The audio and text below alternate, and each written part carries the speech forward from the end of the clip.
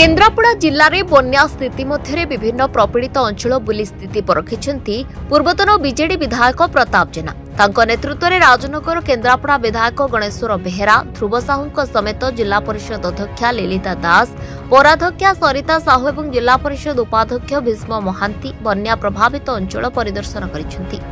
आली, कनिका, राजनगर और पटामुंडाई अंचलर विभिन्न बन्या प्रपीड़ित अंचल को जाई लोकों सहित आलोचना करथिले नेता माने। बन्या जोगु लोके किपरि दुर्दशारे अछंती ताहा सेमाने अनुध्यान करथिले।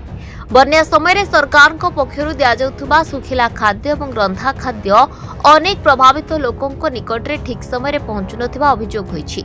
बन्या समय आवश्यक हेउतुबा विभिन्न सामग्री मध्य लोकों निकट में पहुंची पारु नथिबा नै प्रताप जेना अभियोग करिसेंति। एनै से केन्द्रापड़ा जिलापाल रघुराम आर आयर को अवगत करथिले।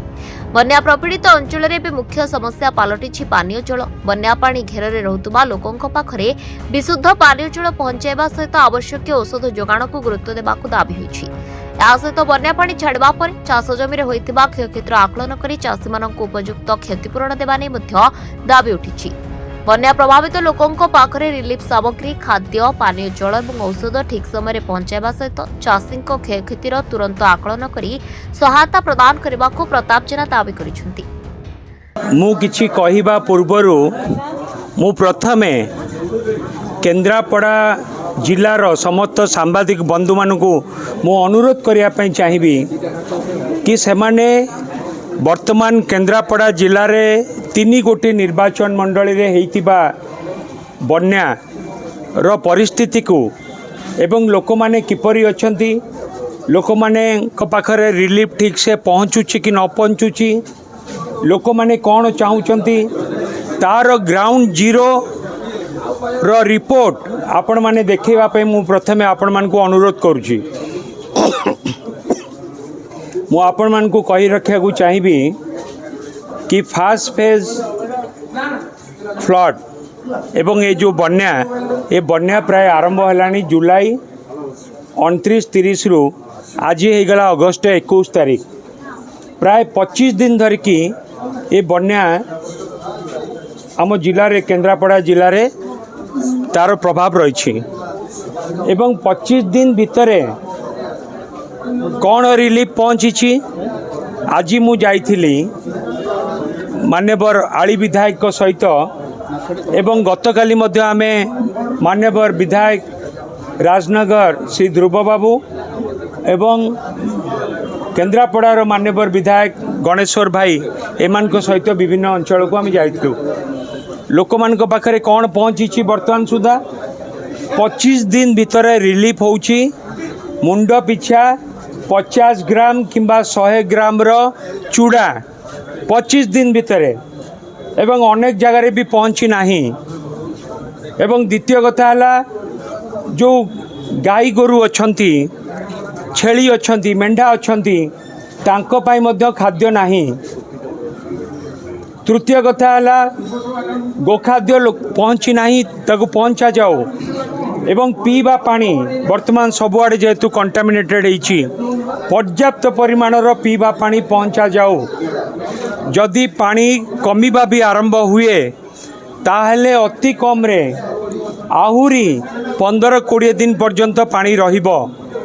एवं वर्तमान चाष जनित जो क्षयक्षति होइछि आमे चाहबू केवल धान चाष नुहे, धान चाष सहित पनीपरिबा जो माने चाष करथिले जो क्षयक्षति होइछि चाषी मानकु तुरंत क्षयक्षतिर आकलन करिकी क्षयक्षति रो आर्थिक सहयोग प्रशासन तरफ जोगे दिया जाओ। एवं चाषी मानकर मेरुदंड जेहेतु भांगी जाइछि आमे चाहबू राज्य सरकार जो चाषी माने चाष ऋण करथिले चाष ऋण संपूर्ण भाव में छाड़ करा जाओ। एवं सबुठु बड़ दाबी आमर है कि केन्द्रापड़ा जिला को एपर्यंत फ्लड अफेक्टेड डिस्ट्रिक्ट भाव में घोषणा करा जाय नाही। यदि फ्लड अफेक्टेड डिस्ट्रिक्ट भाव में घोषणा न करा जिवो ताहले रिलीफ कोड अनुसार ए अंचलर प्रभावित होइतिबा बन्या अंचलर जनसाधारण चाषी माने बहुत प्रकार सुविधा सुजोग वंचित हेबे।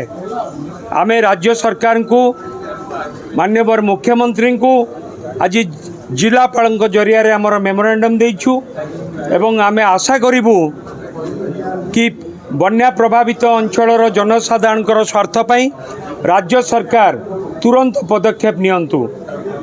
जो असंतोष वर्तमान अच्छी लोकों पाखरे कि रिलीफ पहुँचला नहीं लोकों मुहरे आज सबुआड़े गोटे कथा नवीन बाबू थिले हुए तो ये कथा आज देखा पड़ी न था। आमे चाहूँ जो असंतोष रही बन्या प्रभावित अंचल जनसाधारण ता आउरी अधिक न कुहलु ता पूर्वर सरकार पदक्षेप नियंतु। जिला प्रशासन समुद्र को संख्ये जेतिकी अंचल प्रभावित होईची से तुलन में अनेक जगह कागज कलम रे रिलीफ दिया जाइची कागज कलम रे फ्री किचन व्यवस्था होची किंतु वास्तविक ग्राउंड जीरो रे ता नहीं से मु आपण मानक पाखरे अनुरोध करुची ग्राउंड जीरो रो कथा आपण माने सरकार को देखांतु तापरे आमे परवर्ती व्यवस्था जा करिया कथा करिवु।